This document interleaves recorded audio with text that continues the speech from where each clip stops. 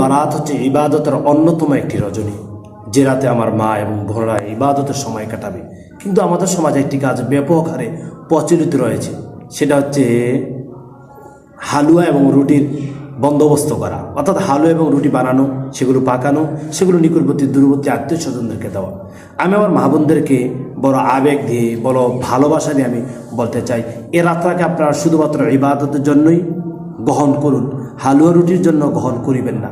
আপনি হালুয়া রুটি বানাতে বানাতে দিন শেষ করলেন, রাত শেষ করে আপনি হালুয়া রুটি বানালেন, মূলত আপনি আল্লাহ সুবহানাহু ওয়া তাআলার ইবাদত তো করলেন না। আমি বলছি না আপনি হালুয়া রুটি খাবার থেকে বিরত থাকুন, এটা গোটা বছরে যে কোনো দিন অথবা রাতও আপনি খেতে পারেন, কিন্তু এরা তো ইবাদতের রাত, এরাতে ইবাদত করা অধিক উত্তম, আল্লাহ তাআলা গুনাহ ক্ষমা করে। তাহলে আপনি কেন হালুয়া রুটি বানাতে ব্যস্ত হয়ে গেলেন?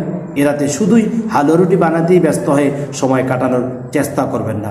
আসুন না এরাতে প্রিয় মা বোনরা আল্লাহ তাআলার কাছে ইবাদত করে প্রিয় হই, হালুয়া রুটির যেই চিন্তা রয়েছে সেগুলো মাথা থেকে ঝেড়ে ফেলে দিয়ে আল্লাহ তাআলার কাছে মাহবুব বান্দি হওয়ার জন্য আমলে লেগে পড়ি। আল্লাহ সুবহানাহু ওয়া তাআলা আমাদের সবার জীবনকে আলোকিত করুক আমল দ্বারা। আল্লাহুম্মা আমিন।